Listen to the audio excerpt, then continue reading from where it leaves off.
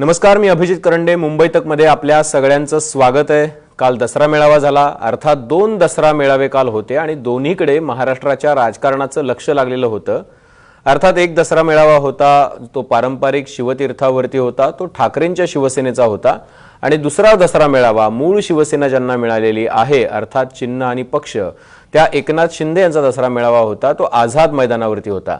या दोन्ही दसरा मेळाव्यांच्या दरम्यान सकाळपासून ज्या क्रिया प्रतिक्रिया येत होत्या त्यामध्ये मराठा समाजातील लोक मोठ्या प्रमाणावरती महाराष्ट्रभरातून दसरा मेळाव्यासाठी मुंबईमध्ये आलेले होते आणि त्यांची भावना एकच होती की मराठा समाजाच्या आरक्षणाच्या आड कोणी येऊ नये आणि मराठा समाजाच्या आरक्षणाचा प्रश्न लवकरात लवकर निकाली लागला पाहिजे.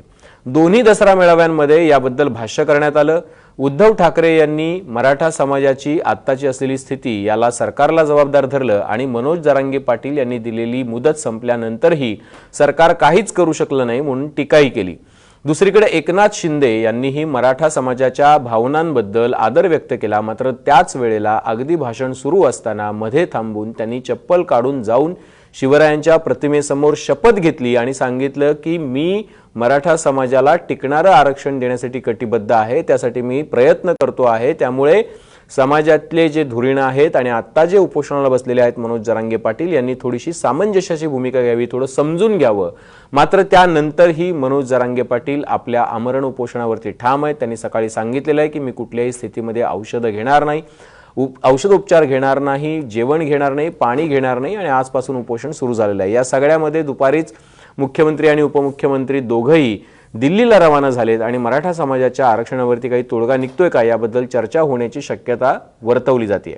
मात्र मग आता मराठा समाजाला सरसकट कुणबी प्रमाणपत्र मिळण्यामध्ये अडचणी काय आहेत, ते आतापर्यंत का होत नाही, 40 दिवसामध्ये हे होणं शक्य आहे का, अजून वेळ किती लागू शकतो, नेमकी कोर्टामधली लढाई कुठे आहे, रस्त्यावरची लढाई कुठे आहे आणि मनोज जरांगे पाटील जे मागतायत त्याच्यामधली व्यवहार्यता ही कुठे आहे, या सगळ्याबद्दल चर्चा करण्यासाठी आपल्या सोबत आहेत मराठा क्रांती मोर्चाचे नेते आणि अभ्यासक. सर्वात महत्त्वाचं म्हणजे ज्यांच्या पिटिशन्स सुप्रीम कोर्टापर्यंत गेलेले आहेत. सुप्रीम कोर्टामध्ये जे स्वतः त्यातले एक आशील आहेत ते म्हणजे विनोद पाटील. विनोद पाटील साहेब, तुमचं खूप खूप स्वागत आहे मुंबई तकमध्ये.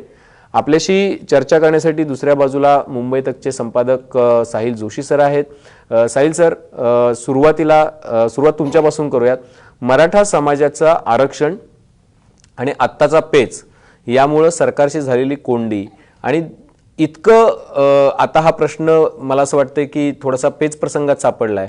तर आता जर हा प्रश्न लवकरात लवकर सुटला नाही तर राजकीय अडचण किती होऊ शकते शिंदेची?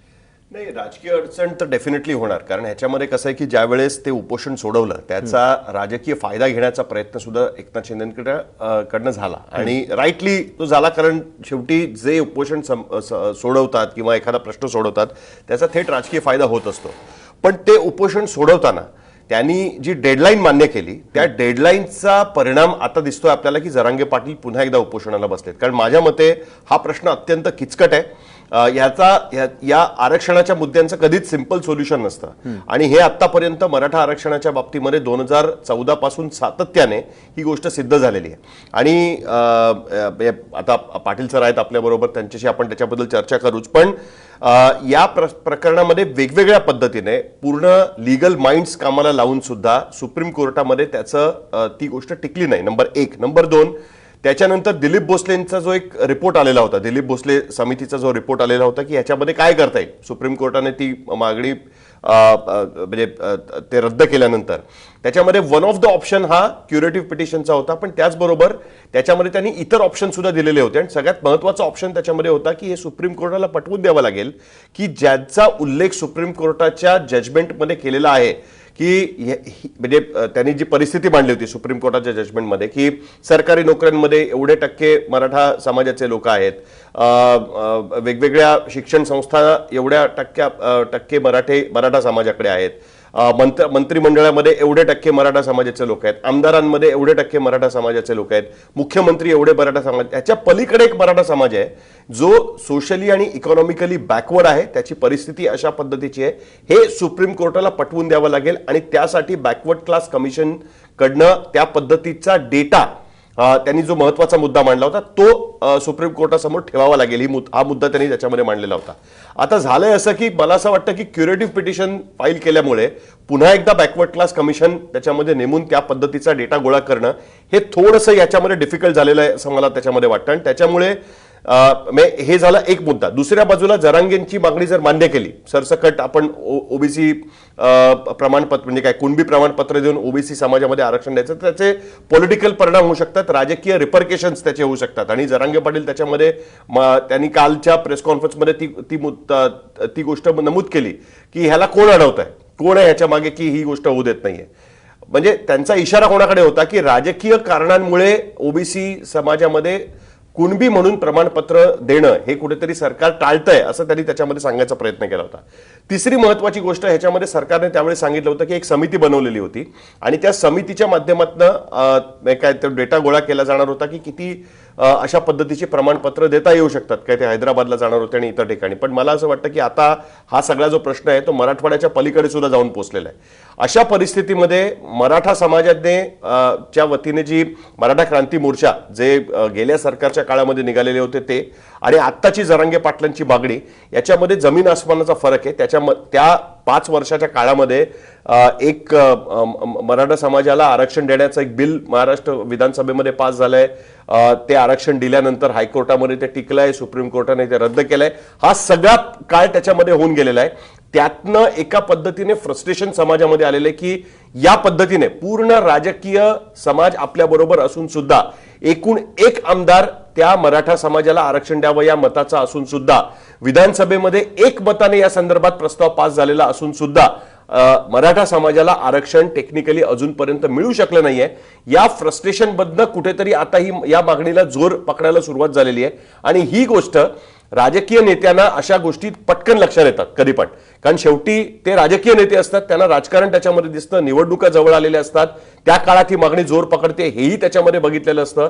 या समाजाची मतं जर आपल्याला पडली नाहीत तर त्याचे काय परिणाम होऊ शकतात याची पूर्ण कल्पना ही सर्व पक्षाच्या राजकीय नेत्यांना असते. आणि त्याच्यामुळे डेडलाईनमुळे फसलेलं हे प्रकरण आहे. दिल्लीतनं ह्याच्याबद्दल तोडगा काढणं इतक्या सहजासहजी शक्य आहे असं सध्या तरी मला वाटत नाही, कारण हा फक्त महाराष्ट्रापुरता तोडगा काढून चालणार नाही. अशाच जर महाराष्ट्रामध्ये ही गोष्ट झाली तर त्याच पद्धतीने गुजरातमध्ये पटेल समाज पुन्हा एकदा तीच मागणी धरेल.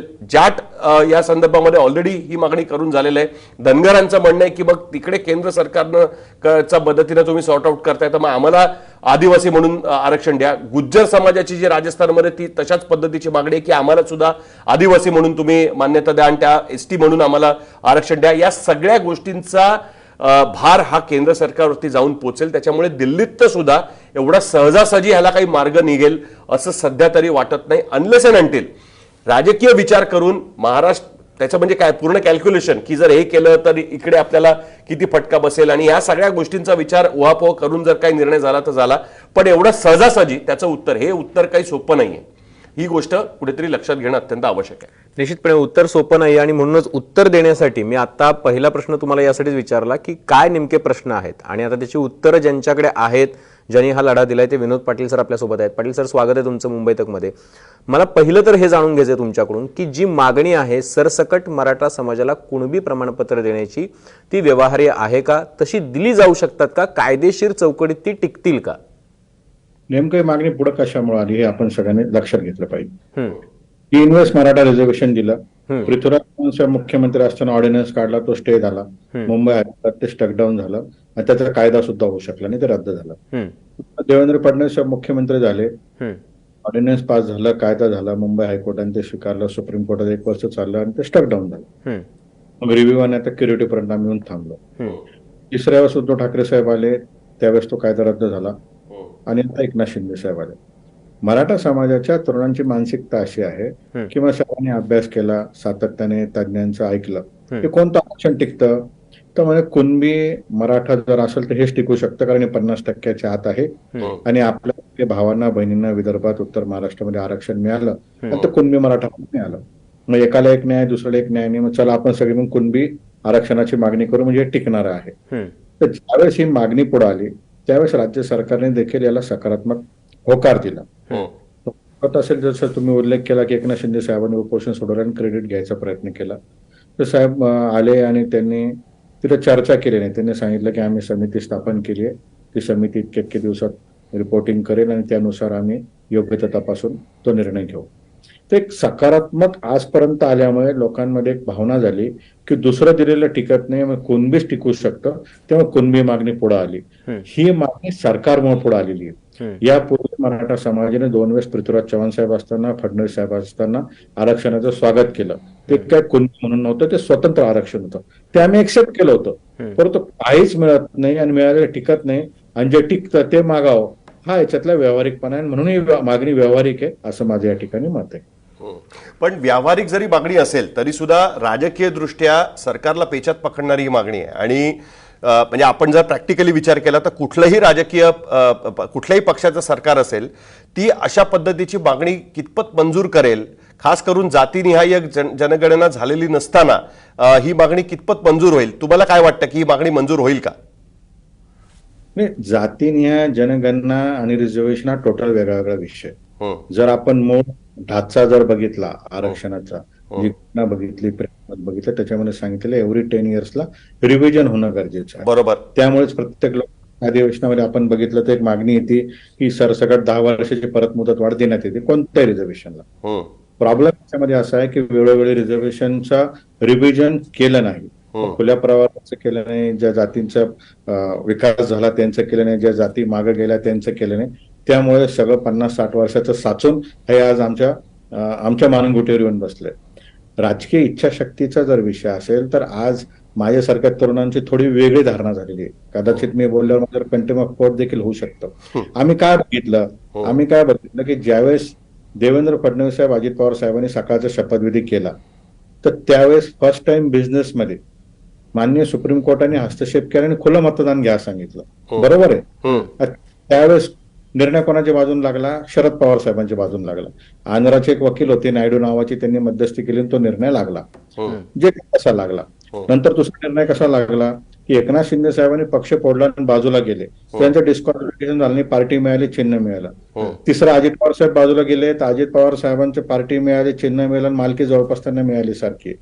तर तिन्ही नेत्यांनी आलटून पलटून इच्छाशक्ती असल्यामुळे आपापल्या पद्धतीने निर्णय लावून घेतले. मग चांगले लावले असतील, मुद्दे योग्य मांडले असेल, म्हणजे आपल्या वेळेस ज्यांचं कुठं घोडं अडलं ही भावना समाजाची झालेली आहे. आणि समाजाला असं वाटतं की राजकीय इच्छाशक्तीसाठी म्हणजे पक्ष आणण्यासाठी, फोडण्यासाठी, सत्ता आणण्यासाठी, पाडण्यासाठी पहिल्यांदा इन इंडियन हिस्ट्री 4 पक्ष सत्तेत आले. मान्य आपल्याला सर्व पक्ष चारही पक्ष सत्तेत आले तर हे 4 लोक कोर्टातून आले. बाकी कोण काय म्हणू, आमदार फुटलं, गोवाटीला गेले वगैरे वगैरे.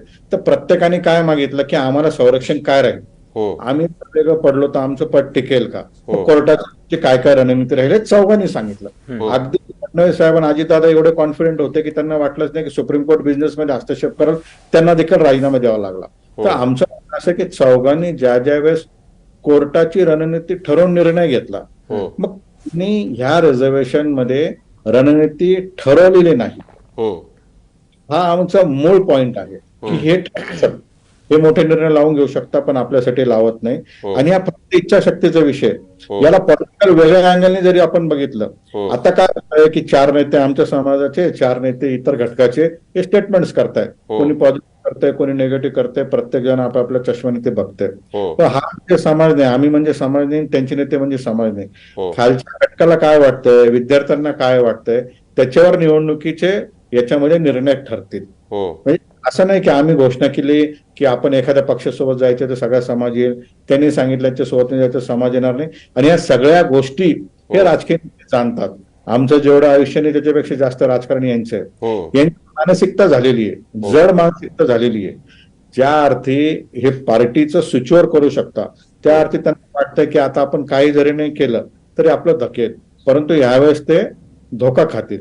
आणि राजकीय इच्छाशक्ती नसल्यामुळे किंवा आमच्या आरक्षणासाठी इच्छाशक्ती नसल्यामुळे हा घोळ निर्माण झालेला नाही. ते धोका कसा खातील हेच आम्हाला जाणून घ्यायचं आहे. पण मला वाटतं अभिजित जरांगे पाटलांची थोड्याच वेळापूर्वी प्रेस कॉन्फरन्स झाली आहे, काही गोष्टी ते बोललेले आहेत त्याच्यामध्ये, त्या गोष्टी पण आपण लोकांपर्यंत पोहोचूया आणि मग आपण कमेंट घेऊया यांची. निश्चितपणे जरांगे पाटलांनी स्पष्टपणे म्हटलेलं आहे की आता हे युद्ध हे शांततेचं युद्ध आहे, हे सरकारला झेपणार नाही. मराठा समाजाचा हा दुसरा उठाव आहे, तो सरकारला झेपणार नाहीये आणि ठोस आश्वासनाशिवाय आता माघार घेणार नाही. कुठल्याही स्थितीत त्यांनी ठोस आश्वासन द्यावं असं त्यांचं म्हणणं आहे. मराठा आरक्षण प्रकरणी एकजूट होते, आजपासून बेमुदत उपोषण आणि उपचार घेणार नाही असं म्हणून त्यांनी सांगितले. छत्रपतींच्या राजगादीला मानणारे म्हणून आम्ही त्यांचा शब्द पाळला, राजगादीचा मान राखून उपोषण सुरू आहे, उद्यापासून सगळं बंद करणार. म्हणजे आज संभाजीराजे छत्रपती त्यांना भेटायला गेले होते, त्यांनी आजच्या दिवस वेळ द्या म्हटलं होतं आणि त्यांचा मान राखला असं जरांगे पाटील म्हणतात. शांततेची लाट सरकारला जेरीस आणणार आहे, आजपासून आमरण उपोषण सर्वांना ताळ्यावर आणणार असं ते म्हणतात. मराठा समाज मराठ्यांना आता मरायचं नाही लढायचं हे ठरवलेलं आहे. पंजाबराव देशमुखांनी केलेला कायदा आणावा, शपथपत्र घ्या, सोपी पद्धत असताना बोबाटा केला, आमच्यासाठीच काय ते पुरावे आणा, आता आम्ही थांबणार नाही असं त्यांचं म्हणणं आहे. म्हणजे ते म्हणतात की पंजाबराव देशमुखांनी ज्या पद्धतीनं हे सगळं विदर्भातल्या मराठा समाजाला कुणबी सर्टिफिकेट्स देण्यासाठीची जी काही त्यावेळची रणनीती होती तशा पद्धतीचं काम आत्ता करावं, तो कार्यक्रम आत्ता हाती घ्यावा. वेळोवेळी आमची फसवणूक झालेली आहे, ती फसवणूक आता करू नका असं त्यांचं म्हणणं आहे. आणि पाटील साहेब आता हाच मुद्दा आहे की जर एवढं सगळं जरांगे पाटील म्हणतायत आता, आणि त्यांचं असं म्हणणं आहे की 28 तारखेपर्यंत ते पाणी पिणार आहेत. म्हणजे आज 25 तारीख आहे, 26, 27, अजून 3 दिवस ते कमीत कमी पाणी तरी पितील. मात्र 28 नंतर ते पाणी पिणार नाहीत, जेवण घेणार नाहीत, उपचार घेणार नाहीत. त्यामुळं आमरण उपोषण म्हणजे एका प्रकारे त्यांनी काय निर्वाणीचा इशारा सरकारला दिलाय, निकराची लढाई असणार आहे.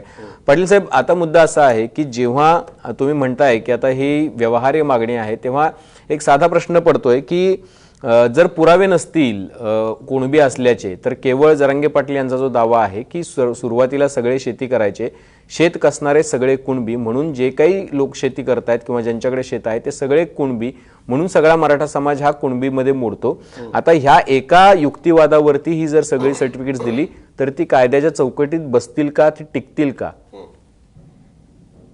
नाही, आता एकदम योग्य प्रश्न आपण विचारला. आम्ही तेच म्हणतो की कायदा म्हणजे काय, कायदा बनवण्याचा अधिकार राज्य सरकारला, विधिमंडळ आहे. सगळ्यात मोठी इंडस्ट्री कायदा बनवण्याची म्हणजे विधिमंडळ आहे. बरोबर. पंजाबराव देशमुख साहेबांचा उल्लेख केला तर मला चांगली आठवण करून द्यायची. पंजाबराव देशमुख साहेबांनी ज्यावेळेस उठाव केला होता त्यावेळेस आयोगही नव्हतं आणि आरक्षणाचा कायदाही नव्हता. पंजाबराव देशमुख साहेबांची मागणी काय होती? कृषक त्यांची मागणी होती, म्हणजे शेतकरी, शेतकऱ्यांच्या नोंदी असायला हव्या आणि शेतकरी म्हणजे कुणबी त्यांनी व्याख्या मांडली होती. आज प्रश्न असा आहे की राज्य सरकारला की 40 दिवसाचा वेळ राज्य सरकारनेच मागून घेतला. मागच्या काळामध्ये हे सरकार होतं, आजही हे सरकार आहे आणि राज्य सरकार वेळोवेळी कुठल्याही प्रकारचं आमचं आंदोलन जाहीर झालं, आम्ही उपोषणाला बसलो, आम्ही रस्त्यावर आलो तर पुढे एकच स्टेटमेंट करते, आम्हाला आम्ही निर्णय घेणार आहोत. आता देखील ही जी समिती, शिंदे समिती मराठवाड्यामध्ये फिरत होती, त्या समितीने काय काम केलं त्यांचा प्रोग्रेस रिपोर्ट देखील त्यांनी आम्हाला अजून सादर केलेला नाही. आमची मागणी काय आहे की जर तुम्हाला सरसकट देता येत नाही, जर तुम्हाला कुठल्याही प्रकारचा अधिकार नाही, तर तुम्ही पुढे येऊन सांगा, मग त्याचं उत्तर आम्ही देऊ. तुम्ही काय केलं, आतापर्यंत कोणता रिपोर्ट घेतला, आतापर्यंत काय पुरावे केले, जर देता येत नव्हतं तुम्ही समिती का स्थापन केली, जर देता येत नव्हतं तुम्ही कशा वेळ मागून घेतला, आणि जर देता येत नव्हतं तर तुम्ही कोणाच्या भरोश्यावर स्टेटमेंट करताय. सरकारला मी सिरियसली सातत्याने प्रत्येक डिबेटमध्ये एकच सांगतोय, जे तुम्ही करणार आहात किंवा जी तुमची रणनीती आहे ती पुढे येऊन समाजासमोर मांडा, आम्हाला देखील कळू द्या. आमची मागणी तुम्हाला चुकीची वाटते का, मग आम्हाला ते जस्टिफाय करा, आम्हाला सांगा की या कायद्यानुसार आम्ही देता येत नाही. जसं आम्ही सांगतो तुम्हाला आमचं देता येतं, कारण का देता येतं? मी समजा विनोद पाटील आणि माझे एक नातेवाईक विदर्भात राहत असतील, त्यांचं आणि आमचं रक्ताचं नातं आहे किंवा त्यांच्यात आमच्यात रोटीबेटी व्यवहार होतो, त्यांचा आमचं कुळ एक आहे, सगळं राहणीमान एक आहे आणि त्यांना कुणबीचं त्या ठिकाणी बेनिफिट मिळतं. एक रेल्वे चालली होती, त्या रेल्वेमध्ये काही प्रवासी स्टेशनवर बसले आणि काही प्रवासी खाली राहिले, एवढं सिंपल भाषेमध्ये त्याची व्याख्या आहे. मी परत एकदा जबाबदारी सांगतो, जर राज्य सरकारला देता येत नाही तर राज्य सरकारने पुढे येऊन आम्हाला समजून सांगितलं पाहिजे, आमच्याशी चर्चा केली पाहिजे. अडचण आमची काय आहे की 3 लोकांचे सरकार आणि 3 लोकांचे वेगळे मतांतर, वेगळे निर्णय, वेगळी घोषणा ही सातत्याने चालू आहे. टेक्निकली जर याला बघायचं सांगितलं तर टेक्निकली याच्यामध्ये मार्ग निघू शकतो. मग आता जसं आपल्या सुरुवातीला सरांनी सांगितलं की क्युरेटिव्ह पिटिशन पेंडिंग असताना आयोगाचा रिपोर्ट घेता येतो का, तर क्युरेटिव्ह पिटिशन म्हणजे नेमकं काय आहे की आपण दिलेला निर्णय हा आम्हाला मान्य नाहीये, तर कृपया आमचा औषध उपचार करा आणि परत एकदा आमचं ऐकून घ्या. आम्हाला ही न्यायदानाची भीक आहे, विनंती आहे, आणि न्यायदानाची विनंती करत असताना खालच्या गोष्टी करण्यापासून तुम्हाला कोणी अडवलेलं नाहीये. उद्धव ठाकरे साहेब मुख्यमंत्री असताना आरक्षण गेलेलं आहे. तर आज एकनाथ शिंदे साहेबांना 1.5 वर्ष झालं तर आरक्षण गेलेलं आहे. एवढ्या मोठ्या काळामध्ये 2.25 वर्षामध्ये यांनी आयोगही नेमला नाही, आयोगाने अभ्यासही करायचं सांगितलं नाही. मग कोणाच्या भरोश्यावर होते? आणि जर यांना हे आमची मागणी पटत नव्हती तर आम्ही ज्यावेळेस उठाव केला त्यांनी पुढे येऊन सांगायला पाहिजे होतं. आज आमच्या समोर नेमकी अडचण काय आहे सांगू तुम्हाला. तरुणांनी आतापर्यंत आत्महत्या केली आणि हे जर लोन पसरत गेलं, ही जर तरुणांची माणसं, आता आपल्याशी बोलत असताना मला एक मेसेज आला की एका तरुणाने उद्या स्वतःला आत्मदहन करतो म्हणून तहसीलदारला पत्र लिहिलं. आता आम्ही त्याला समजतोय. डिप्रेशन मध्ये जो समाज गेलाय याला 2, 3 आणि 4, 5 सगळे मिळून सरकार जबाबदार आहे. याचं कारण काय की ते पॉलिटिकल स्टेटमेंट करताय, पॉलिटिकल अँगलने आमच्याकडे बघताय आणि लोकांना आता या तुमच्यामुळे, मीडियामुळे कोर्ट स्पष्टपणे कळायला लागलाय. कोर्टात काय काय होतं, अपडेट्स लोकांकडे आलेले, कायद्याची भाषा लोकांना कळायला लागली. तेव्हा लोकांना कायद्याचं उत्तर अपेक्षित आहे. पण कायद्याचं उत्तर विनोद पाटीलजी खूप सोपं नाहीये, हे तुम्हालाही माहिती आहे आणि तुम्ही स्वतः एक वन ऑफ द पिटिशनर्स होतात. तुम्ही कोर्टामध्ये काय घडलं या आरक्षणाच्या बाबतीमध्ये हे तुम्ही बघितलं. जे मूलभूत प्रश्न सुप्रीम कोर्टाने उपस्थित केलेत त्या संदर्भामध्ये उत्तर देऊन नव्याने तो रिपोर्ट तयार करणं हे किती महत्वाचं ठरेल असं तुम्हाला वाटतं? दिलीप भोसलेंनी सुद्धा त्यांच्या अहवालामध्ये तीच गोष्ट सरकारसमोर मांडायचा प्रयत्न केला होता. त्याकडे तुम्ही कशा पद्धतीने बघता? म्हणजे आता कसं झालेलं आहे की काही राजकीय नेते म्हणतायत, म्हणजे आता राणेंचं स्टेटमेंट त्या दिवशी आलं की 96 कोळी मराठा कुणबी म्हणून आरक्षण घेणार नाही. काल कोणी एकाने प्रेस कॉन्फरन्स घेतली, ते पण म्हणाले की नाही आमची मागणी ती नाहीये, आम्हाला मराठा म्हणून वेगळं आरक्षण देण्यात यावं. 52% जे एक्झिस्टिंग आरक्षण आहे ते अजित पवार सुद्धा तेच म्हणाले की 52% एक्झिस्टिंग आरक्षण, इकॉनॉमिकली बॅकवर्डचं जे 10% आरक्षण, त्याच्या पलीकडे आरक्षण आपण मराठा समाजाला द्यायचा प्रयत्न करू, हेही त्यांनी सांगायचा त्याच्यात प्रयत्न केलेला आहे.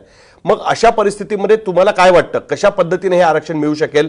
ज्याचा मी मगाशी उल्लेख केला की सुप्रीम कोर्टाने काही प्रश्न उपस्थित केलेत, त्याची उत्तरं देण्यासाठी नव्याने हा रिपोर्ट तयार करणं, नव्याने डेटा गोळा करणं आणि त्या पद्धतीने सुप्रीम कोर्टाने उत्तर देणं, हा त्यातला एक मार्ग असू शकतो असं तुम्हाला वाटतं का? त्याच्यामध्ये त्याच्यात 2 मार्ग आहेत. एक नंबरचा मार्ग असा आहे, ज्या समितीने सांगितले, समितीला शिफारस करून 12 ते 13 महिने झाले. बरोबर. त्यांनी सांगितलं आयोग नेमा त्यांच्याकडे रिपोर्ट घ्या. त्याच्यावर सोपा पर्याय मी राज्य सरकारने दिला होता की तुम्ही नवीन आयोग नेमण्यामध्ये तुम्हाला वेळ जाईल, जुन्या आयोगाची मुदत संपलेली नाही, त्यांनी राजीनामा दिला, काढला, ते न्यायप्रतिष्ठ होईल. तर 4 सदस्य त्याच्यामध्ये घातले पाहिजे, सब कमिटी केली पाहिजे, सब कमिटीला दर्जा दिला पाहिजे, इक्वल टू आयोग होतं, त्यांच्याकडनं रिपोर्ट घेतला पाहिजे. रिपोर्ट आतापर्यंत आला असता, तो रिपोर्ट त्यांनी घेतलेला नाही. दुसरा क्युरेटिव्ह पिटिशनचं एक्झाम्पल्स त्यांना आम्ही दिले की क्युरेटिव्ह पिटिशन मध्ये तुम्ही गेले आणि जसं तुम्ही सत्ता स्थापनेसाठी, काढण्यासाठी, पाडण्यासाठी, चिन्हासाठी, पक्षासाठी जे जे कोर्टात केलं तसं जर केलं तर क्युरेटिव्ह पिटिशन मध्ये लागू शकतो. क्युरेटिव्ह पिटिशन मध्ये फायदा काय आहे? नवीन आयोग नेमण्याची गरज नाही, नवीन रिपोर्ट बनवायची गरज नाही, नवीन कायदे करायची गरज नाही. जुनं झालेलं आहे त्याला जर व्यवस्थितरित्या मांडलं तर त्याच्यावर निर्णय होऊ शकतो. आणि क्युरेटिव्ह पिटिशन मध्ये कुठल्याही प्रकारे नवीन रिपोर्ट सादर करण्याचा अधिकार देखील नसतो.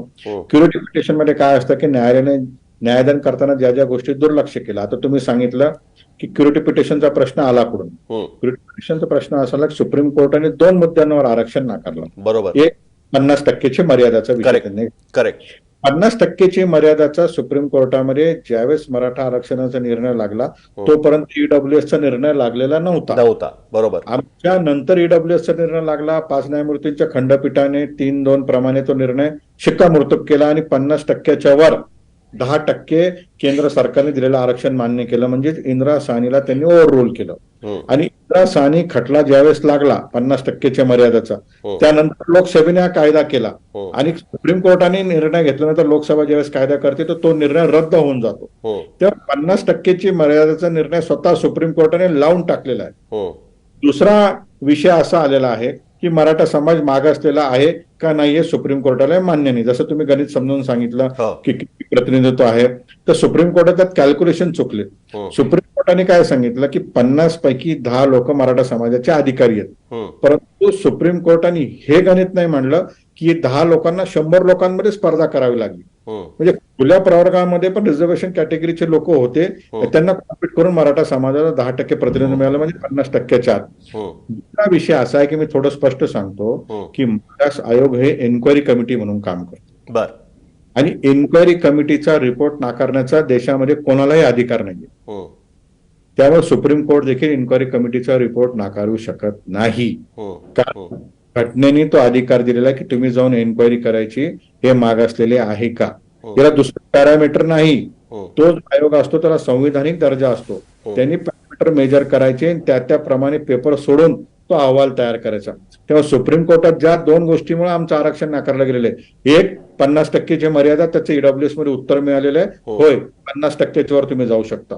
दुसरं, मराठा समाज मागासलेला आहे का नाही, तुम्ही साधं सांगतो पिवळं राशन कार्ड किंवा या पलीकडे तुम्हाला सांगतो दारिद्र्यरेषेखालची यादी, घरकुलांची यादी, आणि याच्याही पलीकडे मराठा समाजाचं जे वास्तव आहे की जिथे गायी म्हशी बांधल्या जातात ज्या गोठ्यामध्ये, तिथं 80% समाज राहणार आहे. याच्यापेक्षा मागासलेला असू शकत नाही. ते इन्क्वायरी कमिटीमध्ये आलेलं आहे. आणि जर राज्य सरकारने जबाबदारीने कोर्टाला पटवून दिलं त्यांच्या शैलीमध्ये, जे इतर नाही ते घेताना शैली वापरता, की 50% मर्यादा ओलांडली ईडब्ल्यूएस मध्ये आणि हा इन्क्वायरी कमिटीचा रिपोर्ट तुम्हाला मान्य करावा लागेल, तर क्युरिटी मध्ये सुद्धा निर्णय लागू शकतो. पण याला किती काळ लागेल हे सरकार सांगू शकतं. मग आज आम्ही जे रस्त्यावरची लढाई लढतोय, याला एकच पर्याय आहे सरकारसमोर, सरकारने तातडीने याच्यावर निर्णय घ्यावा आणि पुढे येऊन आतापर्यंत आलेला प्रोग्रेस रिपोर्ट सादर करावा. एक मला त्याच्यामध्ये एक ॲडिशनल प्रश्न विचारायचा आहे. तुम्ही म्हणालात त्या पद्धतीने की इन्क्वायरी कमिटी असते आणि त्याचा रिपोर्ट सुप्रीम कोर्ट रद्द करू शकत नाही. मुळात सुप्रीम कोर्टाने इन्क्वायरी कमिटीची जी फाइंडिंग्स ज्याच्या आधारावरती सरकारने आरक्षण दिलं, तर सरकारने दिलेलं आरक्षण त्याच्यामध्ये रद्द केलेलं आहे. त्या फाइंडिंग्सच्या आधारे त्यांनी जे रिझर्वेशन दिलं ते बिल त्यांनी कुठेतरी रद्द केलेलं आहे. नंबर एक. नंबर दोन, मला एक महत्त्वाचा प्रश्न त्याच्यामध्ये उपस्थित करायचा आहे की तुमच्या बोलण्यातनं पण तो मुद्दा आलेलाच होता. एक नवीन ॲडव्हर्टाइजमेंट सरकारकडनं करण्यात आली होती. अभिजित, तुलाही आठवत असेल, त्या दिवशी ज्यावेळेस जरांगे पाटलांची मुदत संपत आली होती त्यांनी दिलेली, त्याच्यामध्ये सरकारकडनं सतत हे सांगायचा प्रयत्न केला जातोय की जे 10% इकॉनॉमिकली वीकर सेक्शनचं जे आरक्षण आहे त्याच्यामधलं 85% आरक्षण हे मराठा समाजाने घेतलेलं आहे, अशा पद्धतीची ॲडव्हर्टाइजमेंट केली गेली. म्हणजे कुठेतरी ते समजावण्याचा प्रयत्न करत होते की त्या 10% सुद्धा मराठा समाजाला आरक्षण मिळतंय. ह्याने सॅटिस्फॅक्शन होईल असं तुम्हाला वाटतं का? मुळीच होणार नाही. जसं आपण पहिला प्रश्न मला इन्क्वायरी कमिटीचा विचारला, तर इन्क्वायरी कमिटीचे जे फाइंडिंग होते, मराठा समाजामध्ये 10 वरिष्ठ अधिकारी आहेत, तर 50% मध्ये 10 म्हणजे 50% तुमचं प्रतिनिधित्व आहे. त्यामुळे तुम्ही पुढारलेला, तुम्हाला आरक्षणाची गरज नाही. आणि सुप्रीम कोर्टाचा 3 महिन्यापूर्वी निर्णय लागला, open categories open for all, म्हणजे मराठा समाजाच्या विद्यार्थ्यांना 50 मध्ये नाही 100 मध्ये स्पर्धा करावी लागली आणि निकाल 25%च्या आत आहे. त्यामुळे आरक्षणाला पात्र आहे. हे एवढं सिंपल ऍफिडेव्हिट कोर्टाला द्यायचंय. दुसरा विषय जो आपण सांगितला याच्यामध्ये की ईडब्ल्यूएसचं रिझर्वेशन, ईडब्ल्यूएस रिझर्वेशनचा आमचा प्रॉब्लेम काय आहे की ईडब्ल्यूएसच्या 10% मध्ये एकटा मराठा समाज नाही. त्याच्यामध्ये किमान 100 पेक्षा अधिक लोकसंख्येने कमी जास्त असलेल्या जाती त्याच्यामध्ये भाग घेतात. दुसरं, ईडब्ल्यूएस मध्ये प्रमाणपत्र प्राप्त करण्यासाठी जी जाचक अट आहे त्याच्यामध्ये शेतीची मर्यादा आहे. मराठवाड्यामध्ये आजही एकत्र कुटुंबाची परंपरा आहे. एकत्र कुटुंब म्हणजे आता समजा माझी 50 एकर शेती असेल, तर माझ्या 50 एकर शेतीमध्ये माझी 5 चुलते, त्यांची मुलं, आम्ही सगळे वाटेकरी आहोत.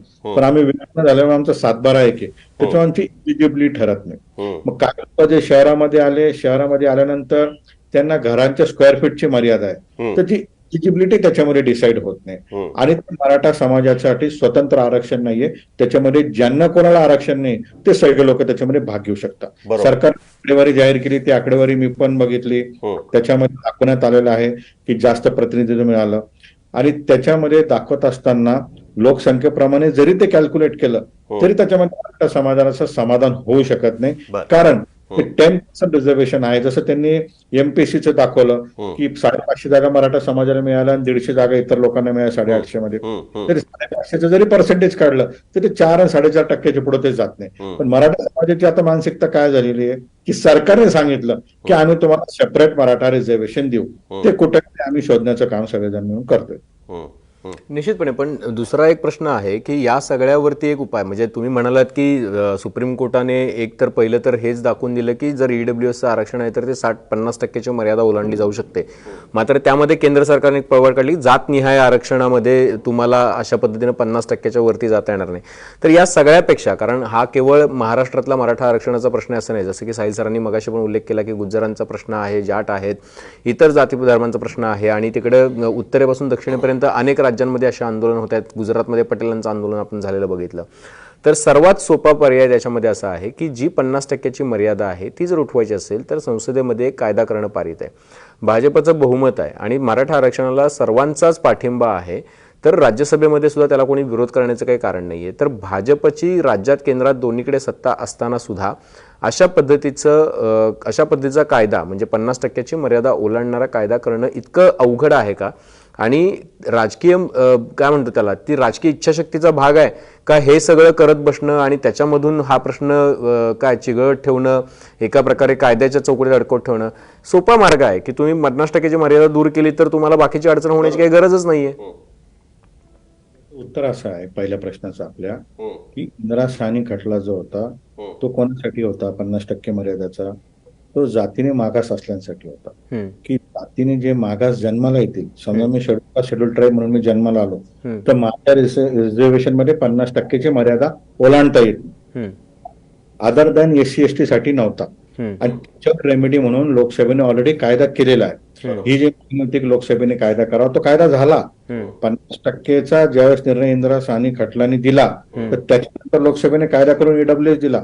आणि केंद्र सरकारचे जे प्रवक्ते ते एकदम चुकीचं वक्तव्य करताय की याच्यासाठी आणि याच्यासाठी लागू आहे.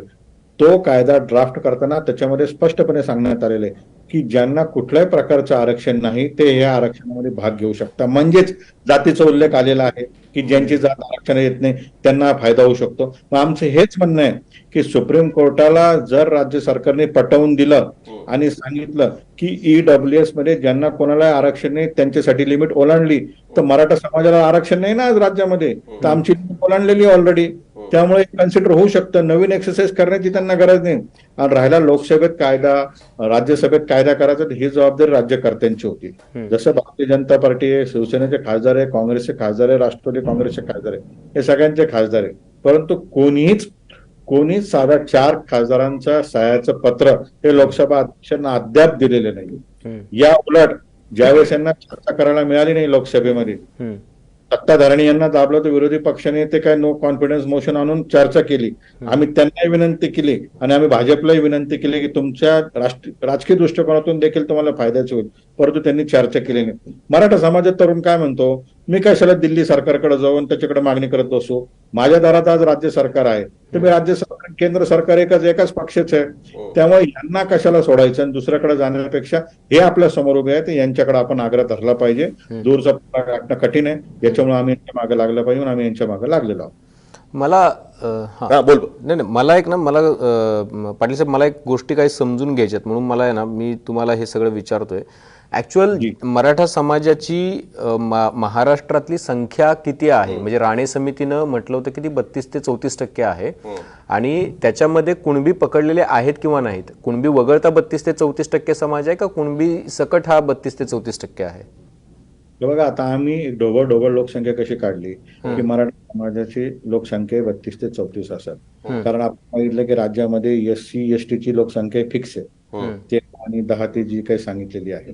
त्यानंतर OBC समाजाला 28% रिझर्वेशन, म्हणजे 56%, 28% त्यांची लोकसंख्या, त्यांना 100% आरक्षण मिळालं. आणि मराठा समाज जर 32 असेल आणि खुला प्रवर्ग असेल तर तसं जर कॅल्क्युलेशन मध्ये ते 100-110च्या पुढे चाललेली ती टोटल. आजपर्यंत जे काही अहवाल बनले, जे काही रिपोर्ट बनले, त्याच्यामध्ये मराठा समाजाला 32% हे कन्सिडर केलेलं आहे. मग आम्ही मराठवाड्याची आकडेवारी काढली. मराठवाड्यामध्ये 78 तालुके आहेत. मग तालुक्यामध्ये आम्ही लोकसंख्या आणि मतदार यादीप्रमाणे थोडीशी आपसात चर्चा केली, तर 1.25 कोटीच्या आसपास लोकसंख्या आहे मराठवाड्यामध्ये मराठा समाजाची 8 जिल्ह्यांमध्ये, जे आरक्षणापासून वंचित आहे. जर हे 1.25 कोटी लोक जर आरक्षणापासून वंचित आहे तर मग ते 32 मधूनच ते 1.25 कोटी कमी होतील. त्यामुळे 1.25 कोटी लोकांचा हा रिझर्वेशनचा विषय आज ऐरणीवर आहे. म्हणजे 1.25 कोटी म्हणजे ऑलमोस्ट महाराष्ट्राच्या 10% लोकसंख्या झाली बघायला गेलं आपण तर. साधारणतः 10% लोकसंख्या झाली. सेटल लोकसंख्या आहे, म्हणजे जे रोटेटिंग आहे किंवा येणारे जाणारे ते सोडून जी इथं स्थायिक आहे बरोबर. टक्के होईल ती. साधारणतः 9 ते 10% लोकसंख्या होईल ती महाराष्ट्राच्या एकूण पॉप्युलेशनचा विचार केला तर. म्हणून हा प्रश्न 10% होते. म्हणून हा प्रश्न उपस्थित होतो. म्हणून ह्याच्यावरती उपाय म्हणून जातीनिहाय जनगणना महाराष्ट्रात होणं आवश्यक आहे असं तुम्हाला कुठेतरी वाटतं का, की जेणेकरून जो आता एक मुद्दा उपस्थित केला जातोय की मराठा समाजाला ओबीसी प्रमाणपत्र देऊन त्यांना ज्या एक्झिस्टिंग 27% आरक्षणामध्ये आरक्षण दिलं तर जो एक्झिस्टिंग आरक्षण आहे ज्या लोकांना त्यांच्यावरती त्याचा परिणाम होईल, ही जी गोष्ट ठेवली जाते त्याच्यावरती त्याचं उत्तर त्याच्यात मिळेल का असं तुम्हाला वाटतं का, की जातीनिहाय जनगणना ज्या पद्धतीने बिहारमध्ये झाली त्या पद्धतीने महाराष्ट्रात झाली तर? बघा, जातीने जनगणना ही कधीही परवडणारीच आहे आणि मराठा समाजाला परवडणारी, सगळ्यांना परवडणारी. कारण जातीय जनगणनेमध्ये फक्तच रिझर्वेशन नाही तर बाकी पण मूलभूत सुविधांचं कॅल्क्युलेशन त्याच्यामध्ये समोर येतं. मग अन्न पाणी राशन बिशन सगळं त्याच्यामध्ये कॅल्क्युलेशन होतं. आणि शिक्षणाचे त्या अनुषंगाने मग मेडिकल कॉलेजेस असतील, एज्युकेशन इन्स्टिट्यूट असतील, हा मेजर प्रॉब्लेम पुढे उपस्थित झालेला आहे की महाराष्ट्राची कागदपत्री जी लोकसंख्या जी जुनी पकडलेली गेली त्या आधारावर मास्टर प्लॅन बनतो की मेडिकल कॉलेजेस किती असले पाहिजे, इंजिनिअरिंग कॉलेज किती असले पाहिजे, टेक्निकल स्कूल्स किती असले पाहिजे, हायर एज्युकेशन किती असलं पाहिजे. आणि मग सीट्स डिमांड जास्त आणि सप्लाय कमी असल्यावर ते फीज वाढते आणि ती लोकांना परवडू शकत नाही. मग लोकांच्या डोक्यात येतं की आपलं रिझर्वेशन आपण मुख्य प्रवाहामध्ये येऊ शकत नाही. तर जातीय जनगणना ही सगळ्यांनाच परवडणारी आहे आणि जातीय जनगणनेमध्ये सगळ्यांची एक स्पष्टता येईल, रिझर्वेशनचं कॅल्क्युलेशन येईल आणि इन्फ्रास्ट्रक्चर पण डेव्हलप होईल. तेव्हा जातीय जनगणना मराठा रिझर्वेशनला तर परवडणारी आहेच, परंतु महाराष्ट्राला देखील परवडणारी, त्याच्यामुळे ती झाली पाहिजे. आपण बघितलं का बिहारमध्ये जे फिगर्स आले त्याच्यामध्ये फार मोठ्या प्रमाणात अपवाद आहे. रिझर्वेशन कॅटेगरीचे लोक पण देखील त्याच्यातनं वंचित आहेत, लोक पण आहेत ते पण वंचित आहेत. ते वेगळ्या प्रकारचे त्याच्यासमोर फिगर्स आल्यामुळे महाराष्ट्रामध्ये ते होणं फार गरजेचं आहे. मग तुमची आता ही मागणी त्याकडे जाणार आहे का, नंबर 1? आणि नंबर 2, ओबीसी प्रमाणपत्र देऊन हा प्रश्न सुटेल असं तुम्हाला वाटतं का? म्हणजे हे सोल्युशन आहे का अजूनही तुम्हाला असं वाटतं की मराठा समाजाला वेगळं आरक्षण कसं देता येईल याच संदर्भात सरकारने पावलं टाकली पाहिजे? हे बघा, याच्यामध्ये 2 विषय आहेत. एक, सगळ्यात पहिले जो आपण प्रश्न सांगितला की जनगणनेमुळे मार्ग निघेल का, तर जनगणनेमुळे पूर्ण महाराष्ट्राचा मार्ग निघेल. दुसरा आपण प्रश्न सांगितला की मराठा समाजाला कुणबी प्रमाणपत्र दिल्यानं प्रश्न मार्गी लागेल का. मी परत एकदा सांगतो की कुणबींची मागणी कुठे आली, ज्यावेळेस टिकणारं आरक्षण टिकलं नाही. जर टिकलं असतं, उद्या सकाळी जरी टिकलं तर बाकी मागणी सगळी संपून जाईल. बरोबर. सरसकट सर्टिफिकेटचा जो विषय आहे ना, याच्यामध्ये थोडंसं आमच्याकडनं मांडणी कमी होतीये, ते मी आज मांडतो.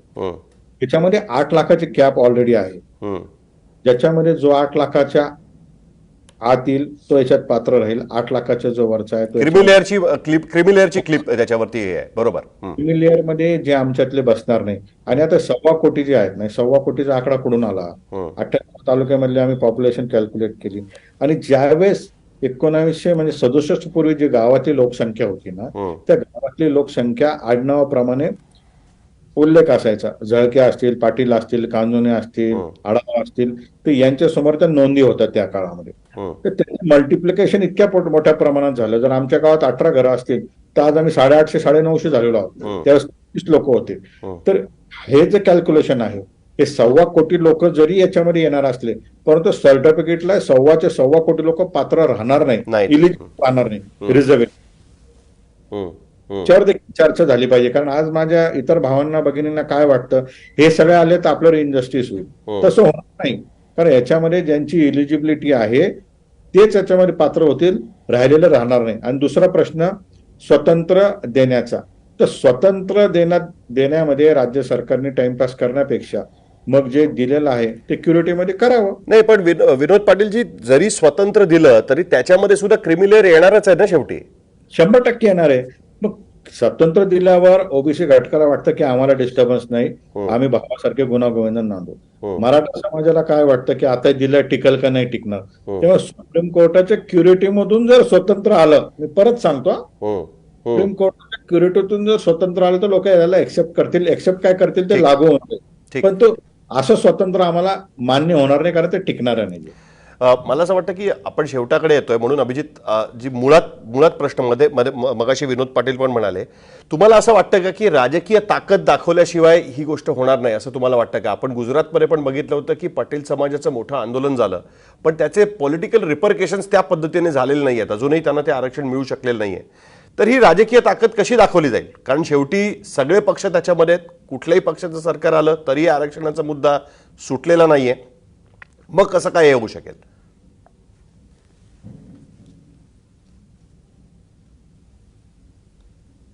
विनोदजी, आवाज येतोय माझा? तर निश्चित आता याच्यामध्ये काय की राजकीय ताकदचा विषय कसा आहे, आमची अडचण काय झाली, आता पंजाबमध्ये सरदारजीच मुख्यमंत्री होणार, गुजरातमध्ये गुजरातीच मुख्यमंत्री होणार, तसं महाराष्ट्रामध्ये लोकसंख्येप्रमाणे मराठा मुख्यमंत्री होणार.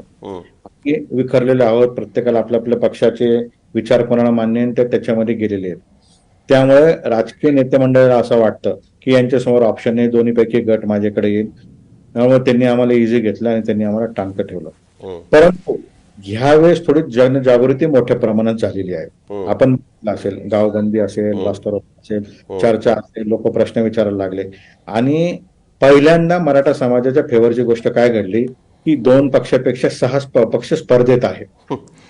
पहिले 2च पक्ष असायचे, काँग्रेस राष्ट्रवादी आणि हिंदुत्व विचारधारा. मग ज्याला जे आता आमच्याकडे 5-6 ऑप्शन्स आलेले आणि 6 ऑप्शन्स आल्यामुळे आता डिमांडिंग पोझिशन मध्ये आलेलो. नाही, पण ते 6 ऑप्शन्स परमिटेशन कॉम्बिनेशन झालेत ना, दोन्ही कॉम्बिनेशन होऊन गेलेत, दोघांकडनं इथे झालेलं नाही अजूनपर्यंत. येस, त्याच्यामुळे 6 ऑप्शन्स आल्यामुळे कदाचित यांना आता यावेळेस पहिल्यांदा भीती वाटू शकते की आपण नाही केलं त्यांच्यासमोर दुसरा पर्याय उभा आहे. त्यामुळे आता यांनी सिरियसली घ्यावं, आणि नसेल घेत तर तुमच्यासारख्या लोकांनी त्यांना सूचना करावी द्यायला हवं. मला मगाशी सलग 2-3 प्रश्न विचारायचे होते की मला त्याच्यामध्ये शंका कुशंका आहेत आणि त्या लोकांना पण क्लिअर व्हाव्यात म्हणून. विनोदजी, मराठा समाजातली जी लोकसंख्या, मी परत एकदा विचारतोय, ती कुणबी पकडून 32% आहे का कुणबी वगळता, म्हणजे कुणबी ज्या मराठ्यांना कुणबीचं सर्टिफिकेट मिळालंय त्यांना तुम्ही त्या 32% पकडलंय की नाही पकडलंय? नाही, त्याच्यामध्ये मी परत सांगतो की आतापर्यंत ज्या समित्या आल्या, ज्यांनी ज्यांनी रिपोर्ट बनवले त्यांनी उल्लेख तर सगळ्यात मराठा समाज म्हणून 32% केलेला आहे. ओके, कुणबी जे आहेत ते ऑलरेडी ते ओबीसीच्या रिझर्वेशन मध्ये पकडले गेलेले. ओके, मग आता माझा दुसरा प्रश्न असा आहे की जरांगे पाटीलांच्या म्हणण्यानुसार महाराष्ट्रातले 60 ते 70% मराठा आधीच कुणबी म्हणून आरक्षणाचा लाभ घेत आहेत. त्यात विदर्भ, कोकण, मराठवाडा, उत्तर महाराष्ट्रातल्या आणि पश्चिम महाराष्ट्रातल्या मराठ्यांचा समावेश आहे. जर 32 ते 34% मराठा असतील आणि त्याच्यापेक्षा जास्त, म्हणजे जे कुणबी ऑलरेडी सर्टिफिकेट घेतलेत त्यांना जर त्याच्यातून वजा केलं, तर मग मराठा समाज नेमका आहे किती कुणबी पकडता? कुणबी पण त्यात जर पकडले मराठा समाजामध्ये ज्यांनी सर्टिफिकेट घेतली आहेत, तर 32+ किती आहेत ते? का त्याचा काही अभ्यास नाही अद्यापपर्यंत? त्याच्यावर अभ्यास कोणाचाच नाहीये ते, कारण की जनगणना फार जुना डेटा आहे, त्या जुन्या डेटावरच चालू आहे. हे अंदाजे कॅल्क्युलेशन्स करून वेगवेगळे पॅरामीटर लावून, कुठं जातीचा डेटा आहे, कुठं आधार कार्डचा डेटा आहे, कुठं उपलब्ध डेटा आहे, कुठं ऍडमिशनचा डेटा आहे, त्याच्यावर हे काढलेलं आहे. याच्याबद्दल कोणाकडे स्पष्ट उत्तर नाही. हेच वन ऑफ द रिझन आहे की ज्याच्यामुळे सुप्रीम कोर्टामध्ये विथ डेटा ही गोष्ट सुप्रीम कोर्टामध्ये लोकसंख्येवर चर्चाच होऊ शकत नाही. कारण सुप्रीम कोर्टामध्ये काय मुद्दा आहे, हे मागासलेल्या आयोगाने एन्क्वायरी कमिटी आहे आणि 50% मर्यादा, या 2च विषयामध्ये दोन्हीचे उत्तर हे ऑलरेडी आता प्राप्त झालेले मागच्या 2 वर्षामध्ये. ठीक आहे. जर समजा आता जरांगे पाटील यांच्यामुळे हा मुद्दा परत एकदा 4 वर्षानंतर पटलावर आलेला आहे, 58 क्रांती मोर्चे निघाल्यानंतर जे आरक्षण मिळालं होतं ते टिकलं नाही, आणि आता परत एकदा गावबंदी असेल, तरुणांच्या आत्महत्या होत आहे, 4-5 तरुणांनी सलग ह्या 8 दिवसामध्ये आपला जीव दिला, ते लक्षात आलेलं आपल्या. आता जर समजा जर हे पेच सुटायचा असेल तर तुमच्या मते, कारण तुम्ही अभ्यासक आहात, तुम्हाला कल्पना आहे पूर्ण काय म्हणतो आपण त्याला की कायदेशीर चौकटीची, त्याला किती वेळ लागू शकतो या सगळ्याची, तर तुम्हाला काय वाटतं की याला हे सरकारला किती वेळ द्यायला पाहिजे असं तुम्हाला वाटतं? कारण की तुम्ही जे म्हणाल त्याच्यावरती बऱ्याच गोष्टी अवलंबून असणार आहेत, कारण तुम्हाला पूर्ण कल्पना आहे ही लढाई किती किचकट आहे याची. हे बघा, एकदम स्पष्ट सांगतो मी जर असं ठरवलं की आपलं सरकार कोसळत आहे आणि आपलं सरकार कोसळण्यासाठी सुप्रीम कोर्टाकडून स्टे पाहिजे, याला जितका वेळ लागतो तितकाच मध्ये निर्णय यायला लागतो. मी म्हणजे थेरॉटिकल बोलत नाही. सिक्युरिटी पिटिशन काय करायचंय, 3 पार्टी याच्यामध्ये, एक चीफ मिनिस्टर, चीफ सेक्रेटरी, तिसरा मी, माझा एफिडेव्हिट रेडी आहे, या दोघांचा एफिडेव्हिट हे मेन्शन केलं की एव्हरी फ्रायडेला लिस्ट येते आता सोमवारपासून सुप्रीम कोर्ट चालू होणार आहे. एव्हरी फ्रायडेला लिस्ट येते आणि ह्या फ्रायडेच्या लिस्टमध्ये जरी नेक्स्ट वीक साठी मॅटर लिस्टेड झाला तरी याचा निर्णय होऊ शकतो. हे एकदम स्पष्ट आहे. वेळेचा प्रश्न नाही. यांना नांगर खोदायचं का, यांना विहीर खोदायची का, यांना पाईपलाईन करायची का, कृत्रिम पाऊस पाडायचा का, बी भरणं करायचं का, काहीच करायचं नाहीये. फक्त जे जे करावं लागतं ते करायचा निर्णय येऊ शकतो. निश्चितपणे. तर विनोद पाटीलजी, तुम्ही खूप विस्तारानं आणि खूप व्यवस्थितपणे कायदेशीर आणि प्रॅक्टिकल दोन्ही गोष्टी ज्या आहेत त्या समजावून सांगितल्या, त्यातले राजकीय पदर पण उलगडून दाखवण्याचा प्रयत्न केलेला आहे. अर्थात प्रश्न गंभीर आहे, कारण सर्वात मोठा स्ट्रेस जो आहे तो अनएम्प्लॉयमेंटचा आहे. समान संधी नाही आहे शिक्षणामध्ये, नोकरीमध्ये, त्यामुळे तो स्ट्रेस आहे. कदाचित ती समान संधी शिक्षणातली, नोकरीतली, इतर गोष्टींमध्ये विभागली गेली असती तर कदाचित हा प्रश्न एवढा गंभीर जटिल झाला नसता. त्यातल्या त्यात जो समाज सर्वाधिक शेतीवरती अवलंबून आहे, शेतमालाला भाव नसल्यामुळे आणि एकूणच शेती ही आपली पावसावर अवलंबून असल्यामुळे सुद्धा इन्कमवर होणारा परिणाम जो आहे त्याचा सुद्धा याच्यावरती खूप मोठा इम्पॅक्ट झालेला आपल्याला बघायला मिळतो आहे. त्यामुळं समान संधी सर्वांना मिळावी याच्यामध्ये कुठलीही चूक किंवा कुठलाही त्याच्यामध्ये कुणाला आक्षेप असण्याचं काहीच कारण नाही आहे. पण हा पेच आता सरकार कसं सोडवतं हे बघणं महत्त्वाचं आहे. मुख्यमंत्री आणि एक उपमुख्यमंत्री दोघं आज दिल्लीमध्ये आहेत. या प्रश्नाबद्दल त्यांची चर्चा आहे की आणखी कुठल्या इतर राजकीय प्रश्नाबद्दल चर्चा आहे याबद्दल स्पष्टता नाही आहे. मात्र अर्थात जरांगे पाटील यांना एक आवाहन मुख्यमंत्र्यांनी काल केलेलं आहे. शिवरायांची शपथ घेऊन त्यांनी सांगितलेलं आहे की त्यांची तीव्र भावना, प्युअर भावना आहे की आरक्षण मिळालं पाहिजे, मात्र त्यासाठी त्यांना थोडासा वेळ हवा आहे. अर्थात आता जरांगे पाटील तो वेळ किती देतो, मराठा समाज ते ॲक्सेप्ट करतो का, हे सगळं पाहणं महत्त्वाचं ठरणार आहे. आपण वेळ दिलीत विनोद पाटीलजी, त्याबद्दल आपले खूप खूप आभार. आपल्याला हा कार्यक्रम कसा वाटला? मराठा समाजाच्या आंदोलनाबद्दल, आरक्षणाबद्दल आपले काही प्रश्न असतील, काही शंका कुशंका असतील तर त्या कमेंट बॉक्समध्ये नक्की विचारा. आपण पुढच्या कार्यक्रमामध्ये त्या विनोद पाटील यांच्याकडून समजून घेण्याचा प्रयत्न करू. बेल आयकॉनवरती क्लिक केलं तर आपल्याला सगळे अपडेट्स मिळत जातील. आणि सर्वात महत्त्वाचं म्हणजे मुंबई तकचं यूट्यूब चॅनल सबस्क्राईब करायला विसरू नका, कारण दर्जेदार बातम्या आणि विश्लेषण यासाठी मुंबई तक हा एकमेव प्लॅटफॉर्म आपल्यासमोर आहे. पाहत रहा मुंबई तक.